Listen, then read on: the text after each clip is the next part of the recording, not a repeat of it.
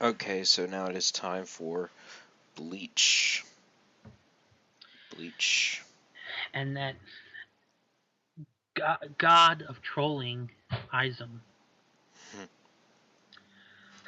Aizen, I just have one. If I could talk to Aizen in person, the one thing I would love to say to him is stop screwing around with not only your series but every other series. Just Hmm. please don't. But on Yes. another note, Aizen, badass. This once again. Yeah. He's just like, oh, I'm sitting in a chair. What can I do? Oh yeah, I'm gonna just blow the Soul Palace out of the sky. But it doesn't work. Much to our surprise, it actually didn't work. Because Honestly, his chair is actually pretty damn powerful. well, I mean, it would have been a little bit too OP if he was if with all the restrictions he has on him, he was able to pull that off. Like, Yeah. I mean, it would be on some like like the fact is that feat would require him to unleash power greater than what he's ever shown before. And if he's able to unleash power that dwarfs his what he's shown before while restrained, his unrestrained self would give the prospect of his unrestrained self would become too OP for anything. Yeah. Period. That would be that would just be a complete ass pull. Like because Aizen, his charisma alone makes him epic, Hmm. and his powers are epic. He doesn't need to be OP. He just his abilities are epic and hacks, Yep. along with his mind and personality. That's all he needs. He doesn't need to be like dwarfing friggin' anything. Like we don't need Eyes to be like more powerful than friggin' or should I say powerful enough to like solo other verses. We don't need him soloing, having the power to solo multiple verses. Hmm. We just need him to have a somewhat of a power increase to show that he's awesome because only Eisen can find a way to become to insanely increase his power just sitting for like 2 years. Hmm. Only Eisen could do that. Yes. So I'm glad that we. But of course, the friggin' what's up with these friggin' scientists in Bleach always having plot convenience devices? Yeah. I'm sick of Kurosuchi at this point. So, Both of them, friggin' both of them. You just both of them. They both have plot convenient devices, yeah. and more so with Ukitake, or not Ukitake, Urahara.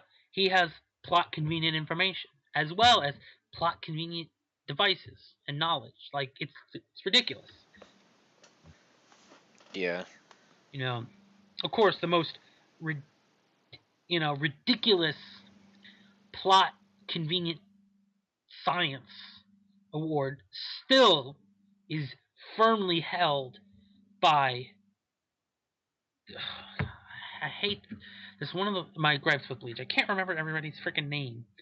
You just said him. I can't remember. Talking about Kurosuchi? Yes, and his battle against the one Iran car in Wakamundo. Oh, who, Xylopro? Yeah, of course. Friggin' having extra organs. Oh, just in case, and then friggin' having his body like many different potions in his body just in case someone decides to steal that organ and do something with it. Oh, by the way, it looks this potion will come out and or formula will come out and do some random effect. Hmm. Like that is just the most strangest thing I think I've ever seen in Bleach. So, and very plot convenient. Yeah.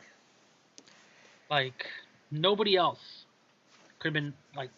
How could you couldn't get any more plot convenient in terms of a character showing up and conveniently having this even though they've never met this character in combat before, immediately have a way to counteract them without ever knowing what they can do. Hmm. It happens a lot, but in shonen especially. Oh yeah. But it just seems way too convenient, and it was enhanced by the fact of that of his due to his mad scientist persona that he has. Hmm. But yeah. Yeah, Um. Then now, we get the friggin' Sternritter that show up, oh my god, especially like such an idiot. Nanana and being a No, no, this. no, no. You don't need to just talk about Nana. He is such a fucking idiot. Like He is.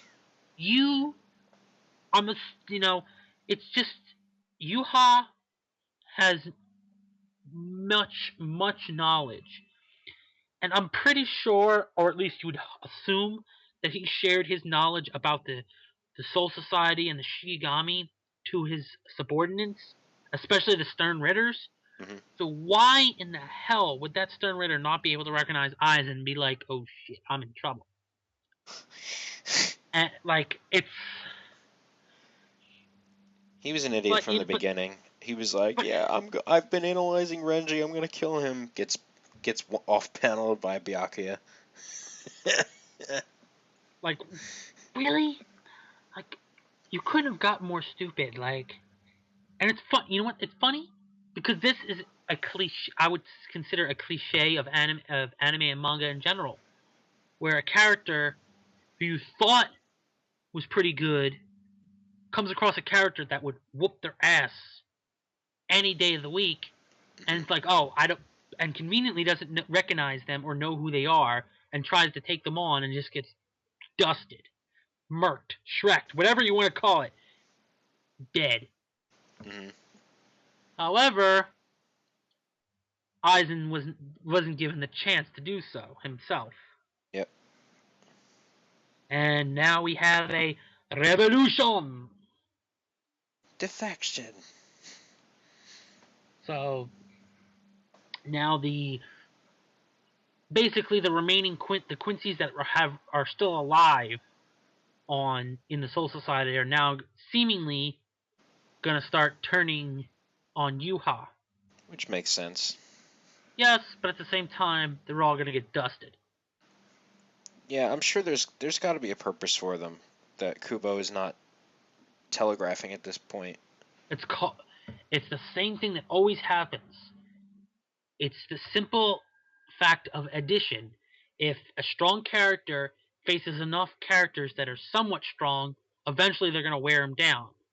So I'm sure that they're just gonna end up beating one of the elites just by the sheer fact that there's enough of them to weaken or tire him out to the point where they can take him out. I don't know. I mean, that seems right, but at the same time, there's still something going on that Kubo's not telling us because there's And that still so much that has to be oh, revealed, there's and I it it, feels like it it's like the final battle's coming up, but it's not.